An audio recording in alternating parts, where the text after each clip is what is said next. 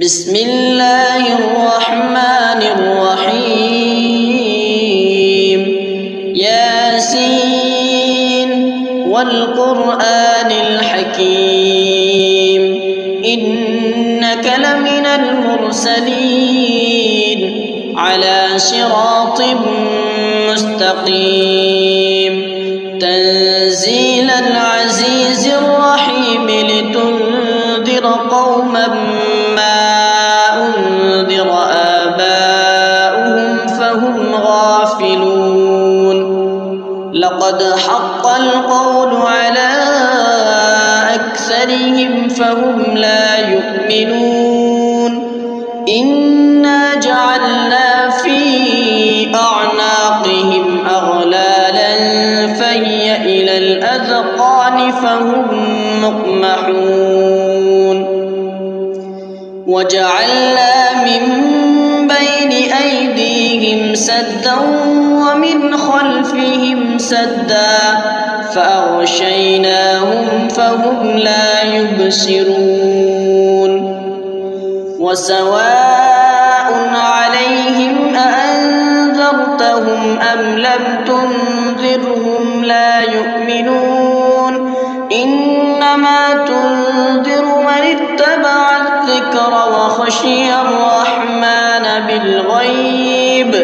فبشره بمغفرة وأجر كريم. إنا نحن نحيي الموتى ونكتب ما قدموا وآثارهم وكل شيء أحصيناه في إمام مبين. واضرب لهم مثلا أصحاب القرية إذ جاءها المرسلون إذ أرسلنا إليهم اثنين فكذبوهما فعززنا بثالث فقالوا إنا إليكم مرسلون. قالوا ما أنتم إلا بشر مثلنا وما أنزل الرحمن من شيء إن أنتم إلا تكذبون. قالوا ربنا يعلم إنا إليكم لمرسلون وما علينا إلا البلاغ المبين. قالوا إنا تطيرنا بكم لئن لم تنتهوا لنرجمنكم وليمسنكم منا عذاب أليم. قالوا طائركم معكم أئن ذكرتم بل أنتم قوم مسرفون. وجاء من أقصى المدينة رجل يسعى قال يا قوم اتبعوا المرسلين اتبعوا من لا يسألكم أجرا وهم مهتدون. وما لي لا أعبد الذي فطرني وإليه ترجعون. أأتخذ من دونه آلهة إن يردني الرحمن بضر لا تغن عني شفاعتهم شيئا ولا ينقذون. إني إذا لفي ضلال مبين. إني آمنت بربكم فاسمعون. قيل ادخل الجنة قال يا ليت قومي يعلمون. بما غفر لي ربي وجعلني من المكرمين. وما أنزلنا على قومه من بعده من جند من السماء السماء وما كنا منزلين إن كانت إلا صيحة واحدة فإذا هم خامدون يا حسرة على العباد ما يأتيهم من رسول إلا كانوا به يستهزئون ألم يروا كم أهلكنا قبلهم من القرون أنهم إليهم لا يرجعون وإن كل لما جميع لدينا محضرون وآية لهم الأرض الميتة أحييناها وأخرجنا منها حبا فمنه يأكلون وجعلنا فيها جنات من نخيل وأعناب وفجرنا فيها من العيون ليأكلوا من ثمره وما عملته أيديهم أفلا يشكرون سبحان الذي خلق الأزواج كلها مما تنبت الأرض ومن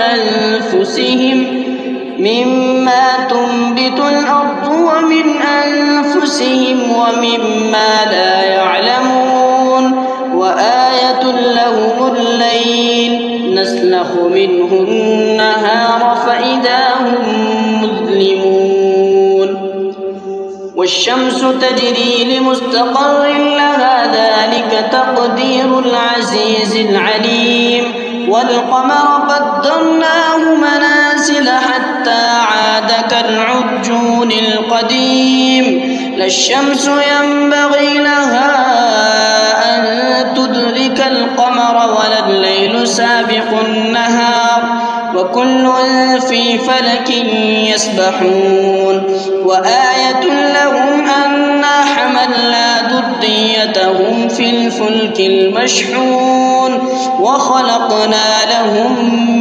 من مثله ما يركبون وإن نشأ نغرقهم فلا صريخ لهم ولا هم ينقذون إلا رحمة منا ومتاعا إلى حين وإذا قيل لهم اتقوا ما بين أيديكم وما خلفكم لعلكم ترحمون وما تأتيهم من آية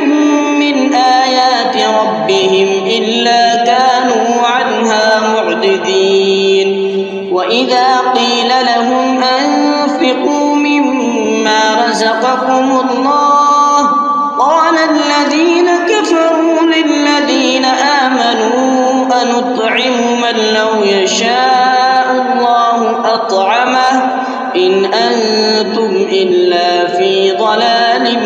مبين ويقولون متى هذا الوعد إن كنتم صادقين ما ينظرون إلا صيحة واحدة تأخذهم وهم يخصمون فلا يستطيعون توصية ولا إلى أهلهم يرجعون ونفخ في الصور فإذا هم من الأجداث إلى ربهم ينسلون قالوا يا ويلنا من بعثنا من مرقدنا هذا ما وعد الرحمن وصدق المرسلون إن كانت إلا صيحة واحدة فإذا هم جميع لدينا محضرون فاليوم لا تظلم نفس شيئا ولا تجزون إلا ما كنتم تعملون إن أصحاب الجنة اليوم في شغل فاكهون هم وأزواجهم في ظلال على الأرائك متكئون لهم فيها فاكهة ولهم ما يدعون سلام قولا من رب رحيم وامتازوا اليوم أيها المجرمون ألم أعهد إليكم يا بني آدم ألا تعبدوا الشيطان إنه لكم عدو مبين وأن اعبدوني هذا صراط مستقيم ولقد أضل منكم جبلا كثيرا أفلم تكونوا تعقلون هذه جهنم التي كنتم توعدون اصلوها اليوم بما كنتم تكفرون اليوم نختم على أفواههم وتكلمنا أيديهم وتشهد أرجلهم بما كانوا يكسبون ولو نشاء لطمسنا على أعينهم فاستبقوا الصراط فأنى يبصرون ولو نشاء لمسخناهم على مكانتهم فما استطاعوا مضيا ولا يرجعون ومن نعمره ننكسه في الخلق أفلا يعقلون وما علمناه الشعر وما ينبغي له إن هو إلا ذكر وقرآن مبين لينذر من كان حيا ويحق القول على الكافرين أولم يروا أنا خلقنا لهم مما عملت أيدينا أنعاما فهم لها مالكون وضللناها لهم فمنها ركوبهم ومنها يأكلون ولهم فيها منافع ومشارب أفلا يشكرون واتخذوا من دون الله آلهة لعلهم ينصرون لا يستطيعون نصرهم وهم لهم جند محضرون فلا يحزنك قولهم إنا نعلم ما يسرون وما يعلنون أولم ير الإنسان أنا خلقناه من نطفة فإذا هو خصيم مبين وضرب لنا مثلا ونسي خلقه قال من يحيي العظام وهي رميم قل يحييها الذي أنشأها أول مرة وهو بكل خلق عليم الذي جعل لكم من الشجر الأخضر نارا فإذا أنتم منه توقدون أوليس الذي خلق السماوات والأرض بقادر على أن يخلق مثلهم بلى وهو الخلاق العليم إنما أمره إذا أراد شيئا أن يقول له كن فيكون فسبحان الذي بيده ملكوت كل شيء وإليه ترجعون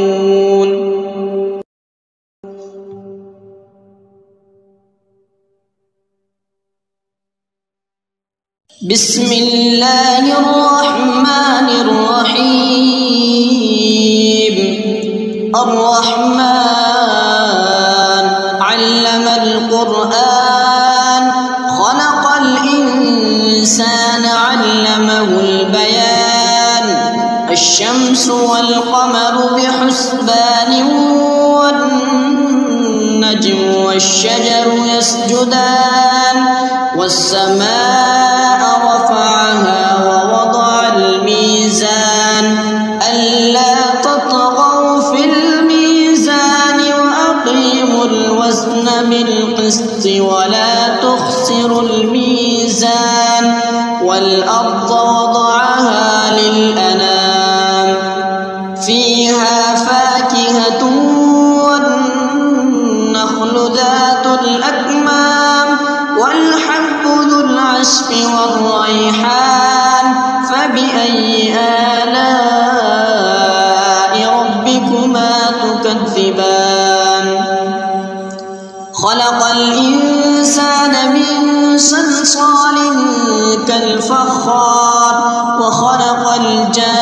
الجان من مارج من نار فبأي آلاء ربكما تكذبان رب المشرقين ورب المغربين فبأي آلاء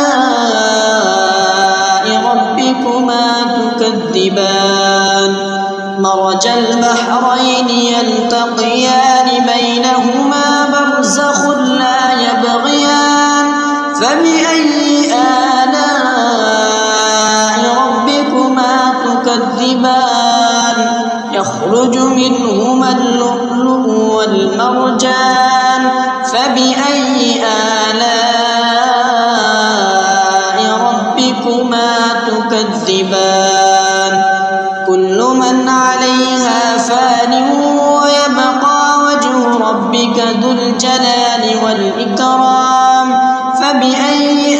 آلاء ربكما تكذبان يسأله من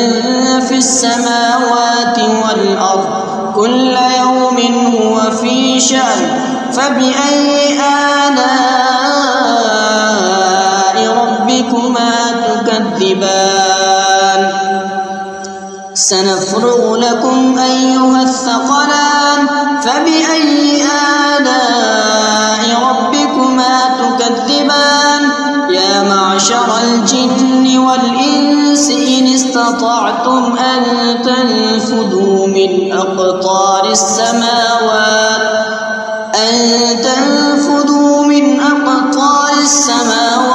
والأرض فانفذوا لا تنفذون إلا بسلطان فبأي آلاء ربكما تكذبان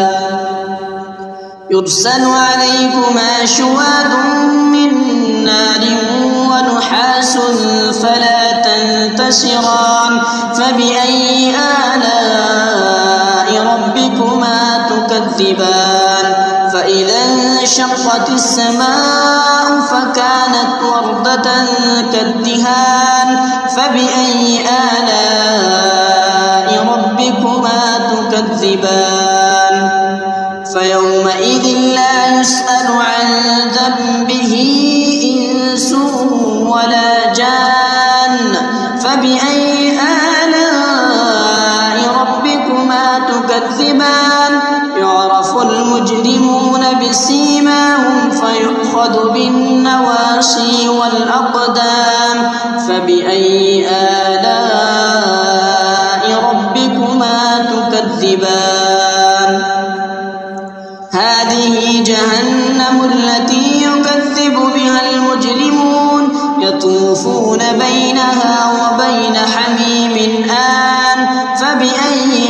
آلاء ربكما تكذبان ولمن خاف مقام ربه جنتان فبأي آلاء ربكما تكذبان ذواتا أفنان فبأي آلاء ربكما تكذبان فيهما عينان تجريان فبأي آلاء ربكما تكذبان فيهما من كل فاكهة زوجان فبأي آلاء ربكما تكذبان فيهما من كل فاكهة زوجان فبأي آلاء ربكما تكذبان متكئين على فرش مطائلها من استبرق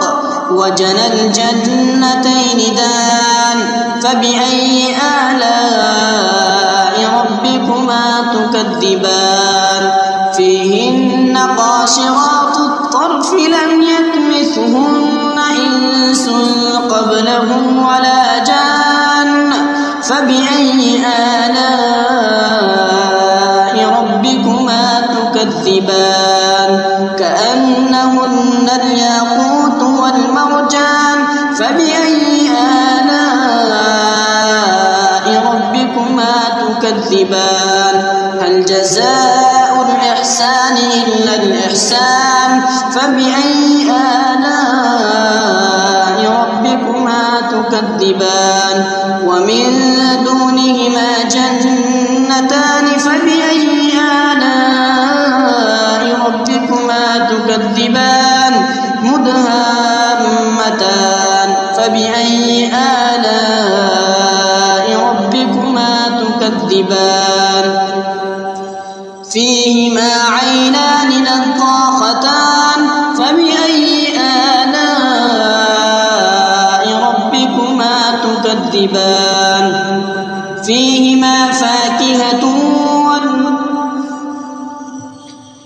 فيهما فاكهة ونخل ورمان فبأي آلاء ربكما تكذبان فيهن خيرات حسان فبأي آلاء ربكما تكذبان حور مقصورات في الخيام فبأي آلاء ربكما تكذبان حور مقصورات في الخيام فبأي آلاء ربكما تكذبان لم يطمثهن إنس قبلهم ولا جان فبأي آلاء ربكما تكذبان متكئين على رفرف خضر وعبقري حسان فبأي آلاء ربكما تكذبان تبارك اسم ربك ذي الجلال والإكرام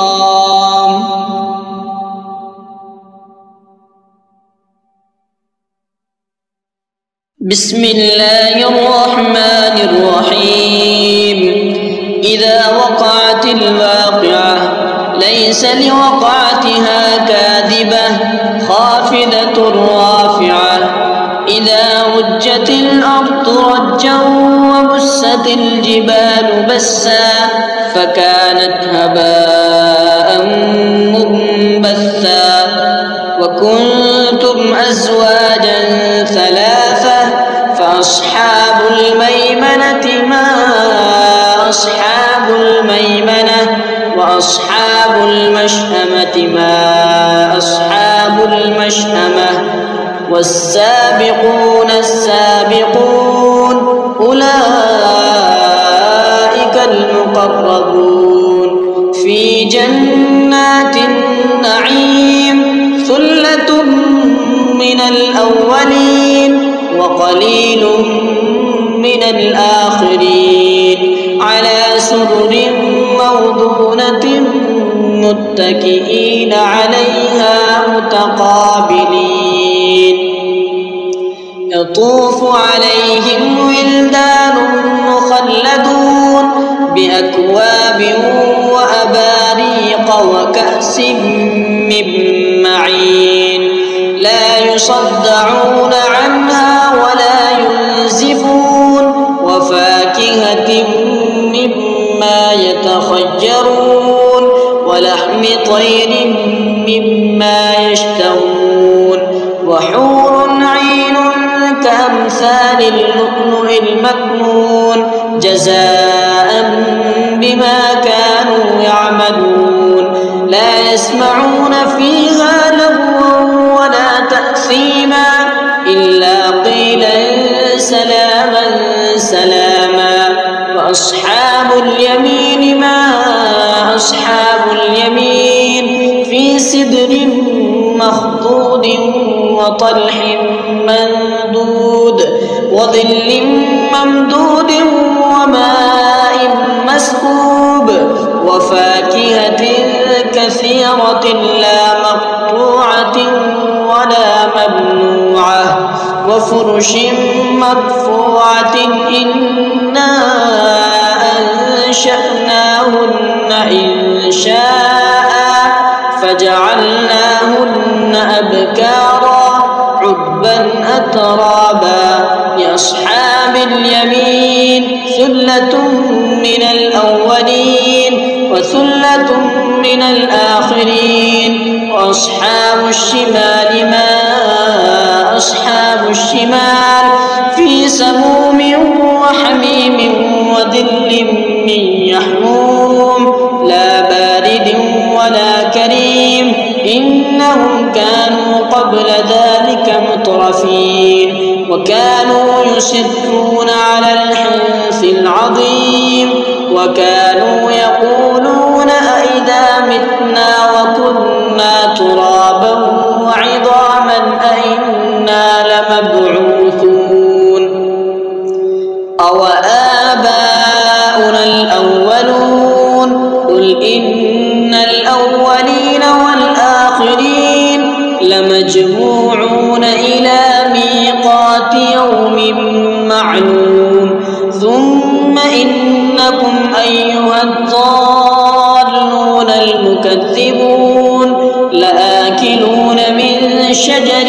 من زقوم فمالئون منها البطون فشاربون عليه من الحميم فشاربون شرب الهيم هذا نزلهم يوم الدين نحن خلقناكم فلولا تصدقون أفرأيتم ما تمنون أأنتم تخلقونه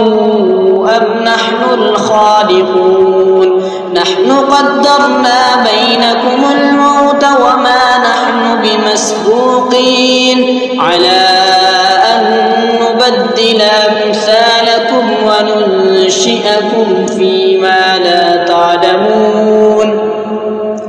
ولقد علمتم النشأة الأولى فلولا تذكرون أفرأيتم ما تحرثون أأنتم تزرعونه أم نحن الزارعون لو نشاء لجعلناه حطاما فظلتم تفكهون إنا لمغرمون بل نحن محرومون أفرأيتم الماء الذي تشربون أأنتم أنزلتموه من المزن أم نحن المنزلون لو نشاء جعلناه أجاجا فلولا تشكرون أفرأيتم النار التي تورون أأنتم أنشأتم شجرتها أم نحن المنشئون نحن جعلناها تذكرة ومتاعا للمقوين فسبح باسم ربك العظيم فلا أقسم بمواقع النجوم وإنه لقسم لو تعلمون عظيم إنه لقرآن كريم في كتاب مكنون لا يمسه إلا المطهرون تنزيل من رب العالمين أفبهذا الحديث أنتم مدهنون وتجعلون رزقكم أنكم تكذبون فلولا إذا بلغت الحلقوم وأنتم حينئذ تنظرون ونحن أقرب إليه منكم ولكن لا تبصرون فلولا إن كنتم غير مدينين ترجعونها إن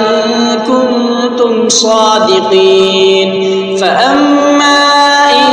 كان من المقربين فروح وريحان وجنة نعيم وأما إن كان من أصحاب اليمين فسلام لك من أصحاب اليمين وأما إن كان من المكذبين الضالين فنزل من حميم وتصلية جحيم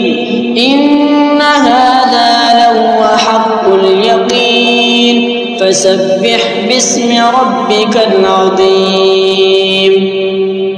بسم الله الرحمن الرحيم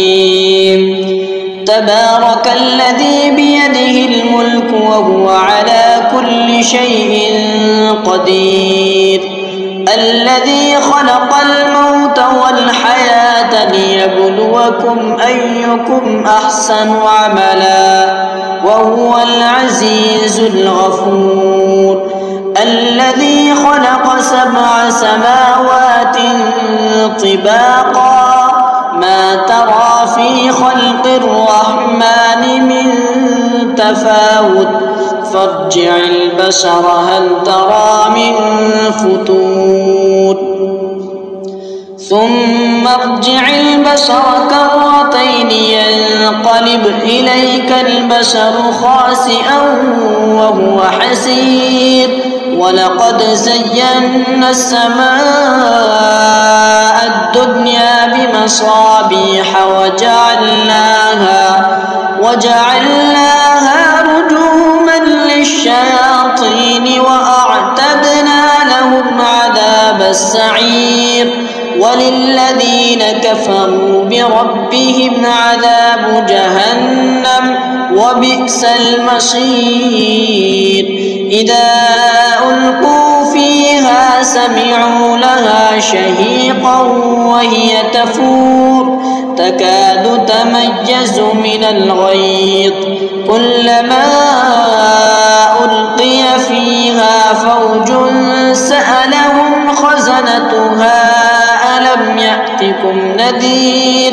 قالوا بلى قد جاءنا نذير فكذبنا وقلنا ما نزل الله من شيء إن أنتم إلا في ضلال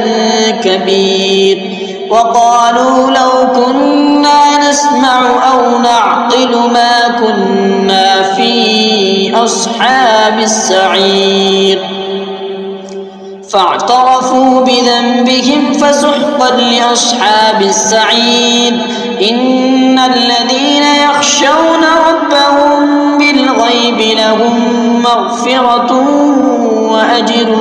كبير وأسروا قولكم أو اجهروا به إنه عليم بذات الصدور ألا يعلم من خلق وهو اللطيف الخبير هو الذي جعل لكم الأرض ذلولا فامشوا في مناكبها وكلوا من رزقه وإليه النشور أأمنتم من في السماء أن يخسف بكم الأرض فإذا هي تمور أم أمنتم من في السماء أن يخسف أن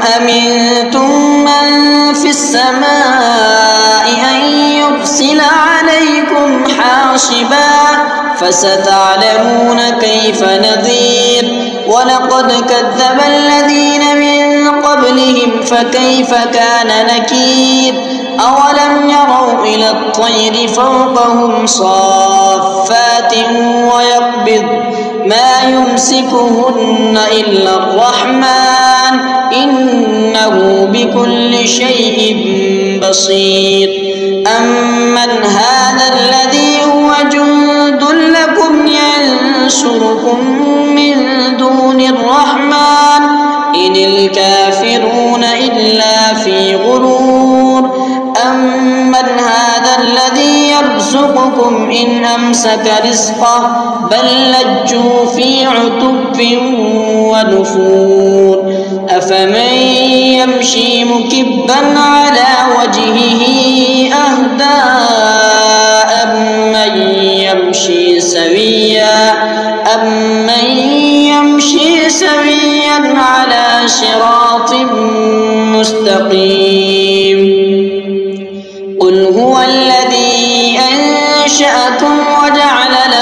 السمع والأبصار والأفئدة قليلا ما تشكرون قل هو الذي ذرأكم في الأرض وإليه تحشرون ويقولون متى هذا الوعد إن كنتم صادقين قل إنما العلم عند الله وإنما أنا نذير مبين فلما رأوه زلفة سيئت وجوه الذين كفروا وقيل هذا الذي كنتم